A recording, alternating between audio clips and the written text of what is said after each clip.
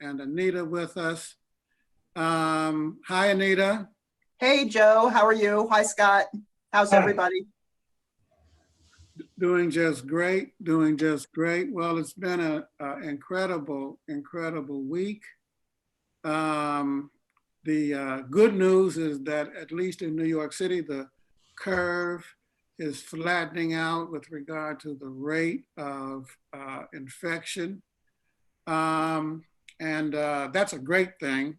Unfortunately, the death rate has skyrocketed, particularly among workers, particularly among African-American workers. Some 60 have died, just transit workers alone. It's a terrible, terrible thing. We're going to be doing an article on it.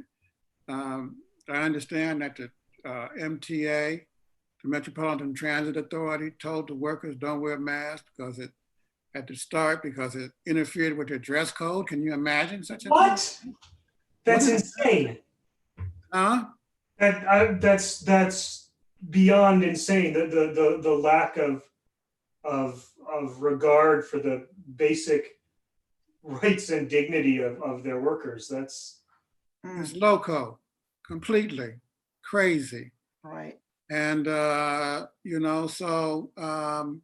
and I got the very sad news I saw last week that in my hometown in Youngstown, it has the highest infection rate in the state of Ohio, which didn't surprise me that much. When I heard it was in Detroit, I knew it was in Youngstown because we're dealing with the same kind of post-industrial landscape. But in Ohio, Anita, yeah, we definitely flatten the curve here. I think our governor, who's a Republican, he's really taken an aggressive stance. And there's a big article in the Washington Post about how, Ohio started early and took a lot of heat from people, but early intervention paid off here.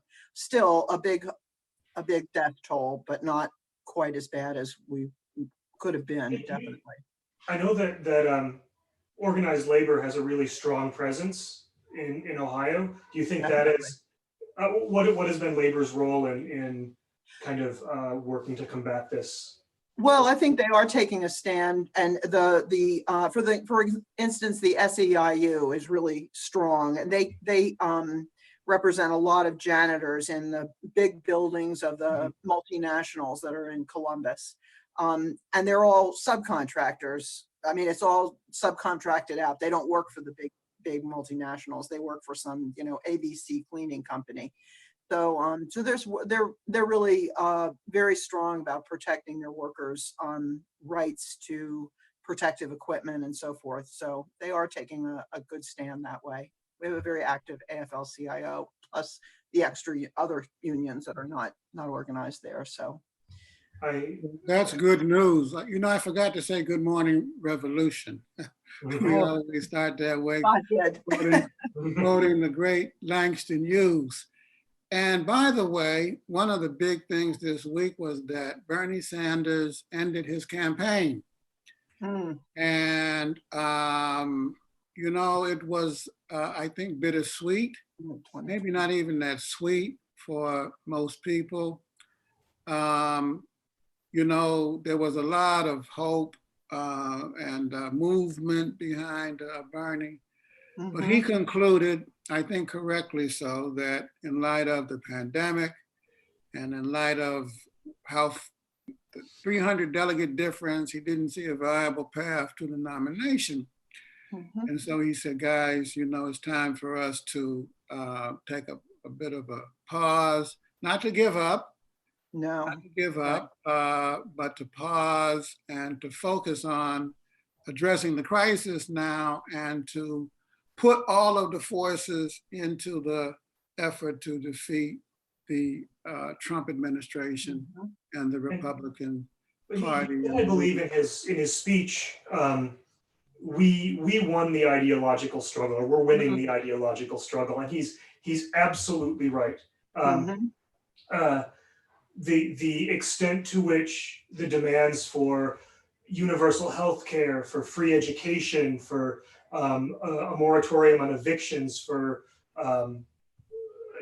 these advanced, progressive, democratic demands, they're embraced by huge sections of the population, including those who voted for Biden in the primaries. Exactly. And the challenge now is to remember that the turning that ideology into a program and into a political reality means that we have to get in there and do everything we can with the tools we have to get the right wing out of there.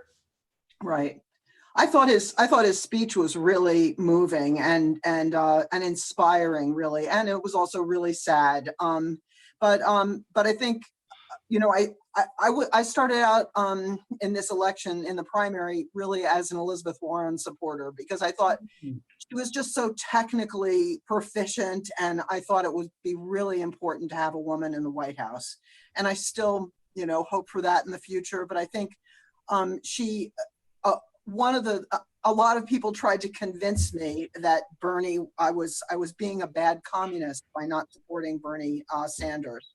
And I really think that the person that finally convinced me, although I supported Elizabeth Warren up to the end of her campaign, but someone said, well, Bernie was really calling for a political revolution, and Elizabeth Warren wasn't. And it was true. She had plans, but Bernie's slogan, not me, us, really resonates with that. And he's saying this movement that he started that is so powerful, that just keeps going. It doesn't stop with the end of his campaign.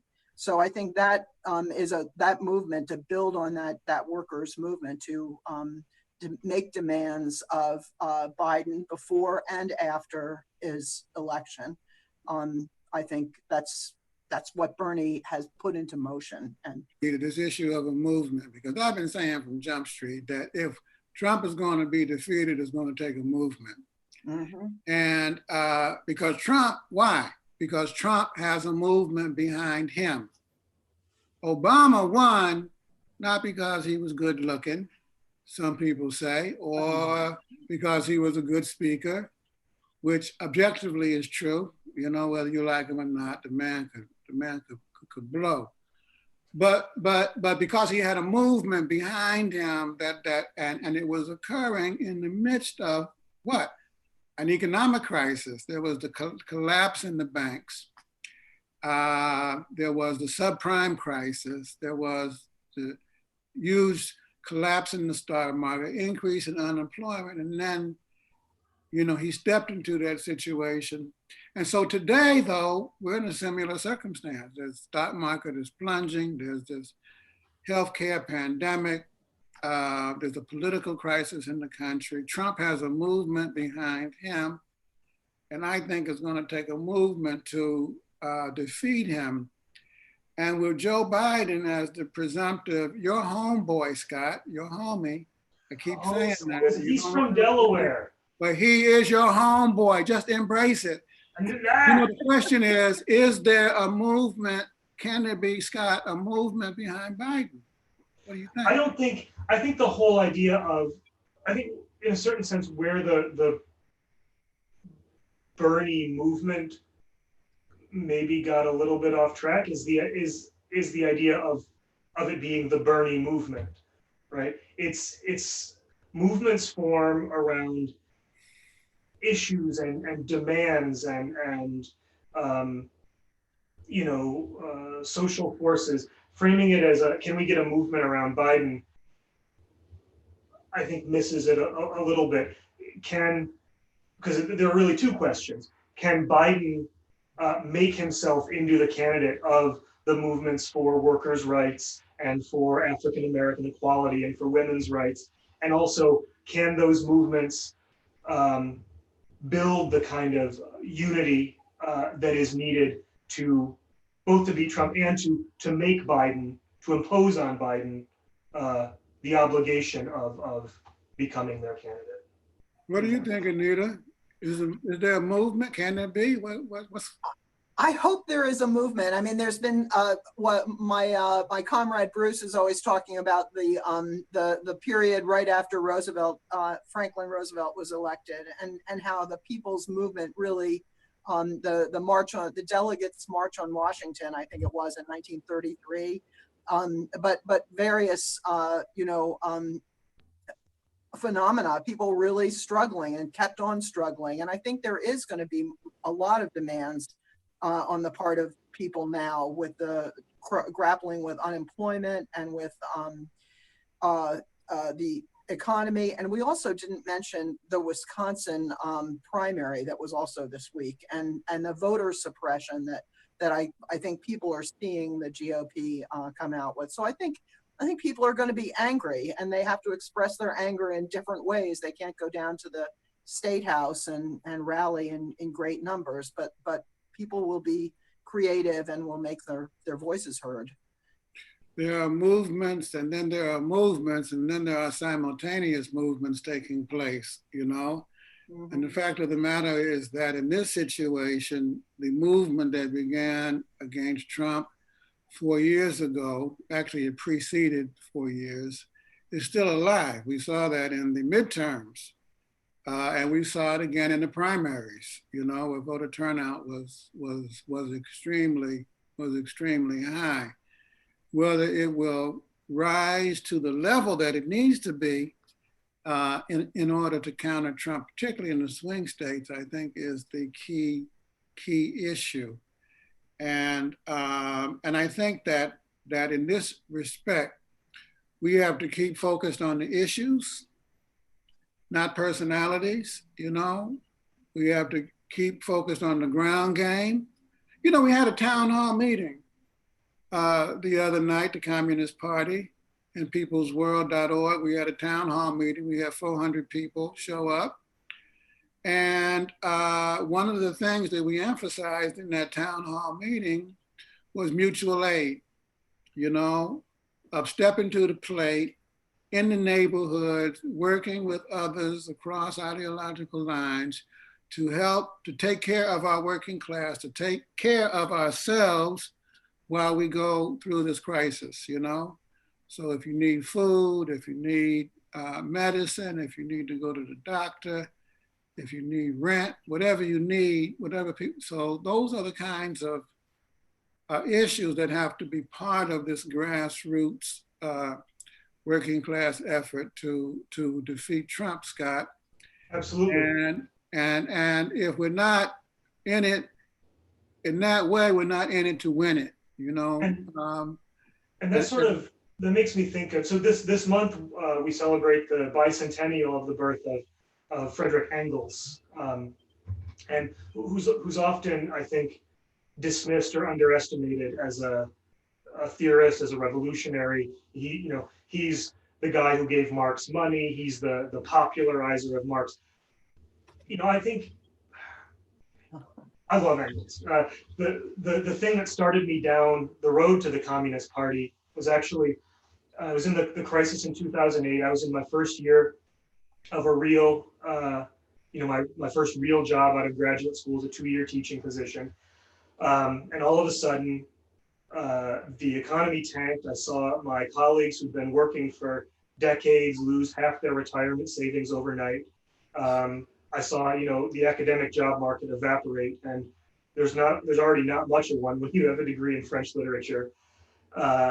And just by chance, I happened to pick up a book that had an excerpt from Engels' Condition of the Working Class in England in it, and it talked about, it was that great passage. I forget if it's I think it's in the Industrial Proletariat, that chapter, where he talks about, what security does the worker have? What guarantee does the worker have that, when the economy tanks, that he's still going to be able to put food on the table, he's still going to be able to have a place to live?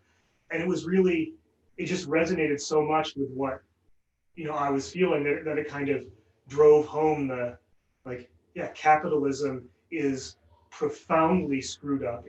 There's no way to make it fair to working people, and it has to go. So Engels is a big deal for me, kind of. But I don't know. Anita, what do you think?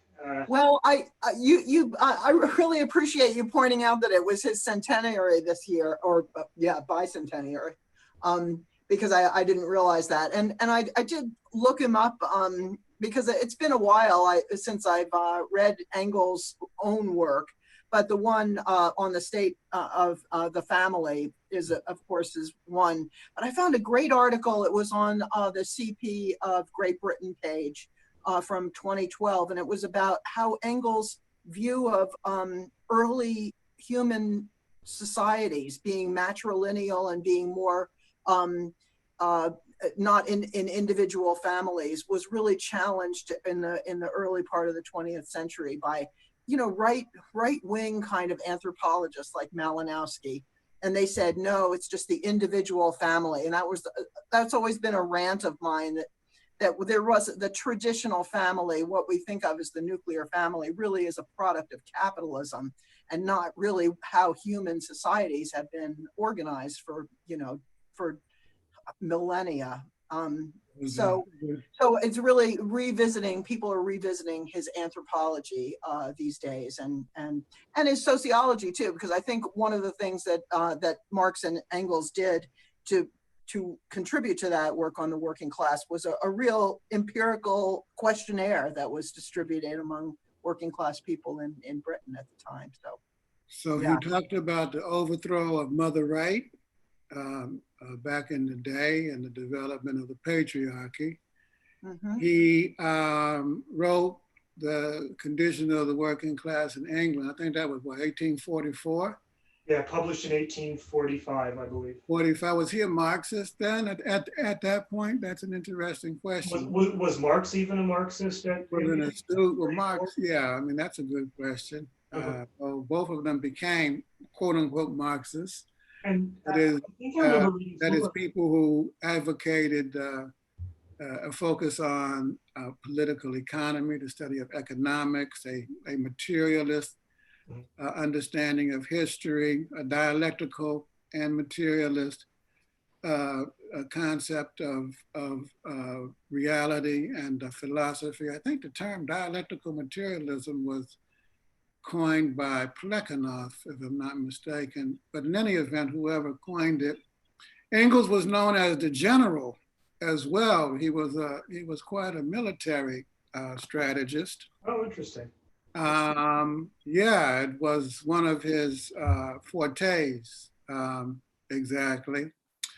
You know, I think it was I agree with you that he was a co-partner of Karl Marx and contributed significantly to the Marxist worldview. In Socialism, Utopian, and Scientific, he does make the point that it was Marx's genius which his discovery was his unique interpretation of surplus value. That was his most important contribution to theoretical science. He wasn't the first person to talk about surplus value, certainly, but his unique interpretation of it and the exploitation of labor and the appropriation of the working day was in fact unique. But one of my favorite things about Engels, and he made many other contributions, some of which are hotly debated, like, for example, the notion of the labor aristocracy came from Engels, and that's been applied and misapplied all over the place, you know. But in his last preface to Marx's Civil War in France, Engels makes the point that the days of the storming of the Bastille are over, and that as a result, the socialist and Marxist parties in Europe had to take into account the development of new circumstances. Why? Because of the introduction of the universal ballot, which ain't all that universal anymore, as Anita was pointing out. Just look at voter suppression. And in that He was making a broader point about the path to socialism in the developed capitalist countries, Anita. Mm-hmm. And I wonder if you, the approach, because a lot of people are still into this, you know, we have to arm ourselves. The proletariat has to get ready for the final battle, you know, to storm the capitalist state. But Engels would say, I don't think so. Right.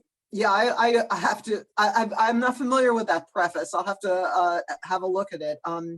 But yeah, I think I was thinking nobody told Fidel Castro that. But I guess it didn't obtain necessarily in Batista's Cuba as it did all over Europe.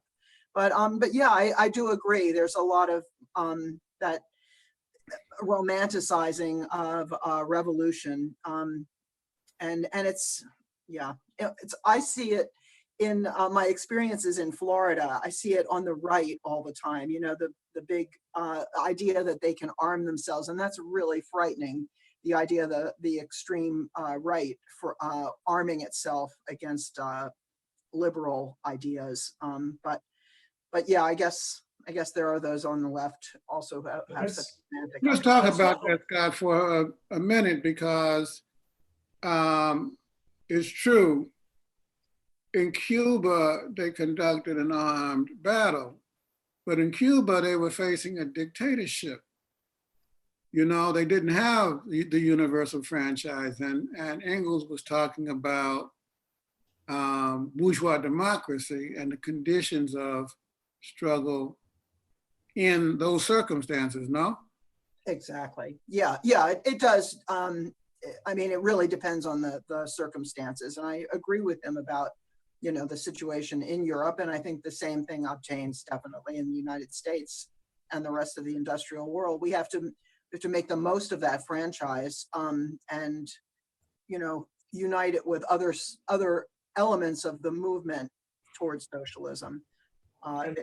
Electoral politics might not be enough, but. I want to get back to that point that Anita raised about, you know, the right wing arming themselves. I think one of the lessons we need to draw from this, from the current crisis, is that, you know, people have a lot of fantasies about what generates safety and security. Like, if I have a gun, I can protect my family, I can protect my property, I can protect freedom, you know, whatever.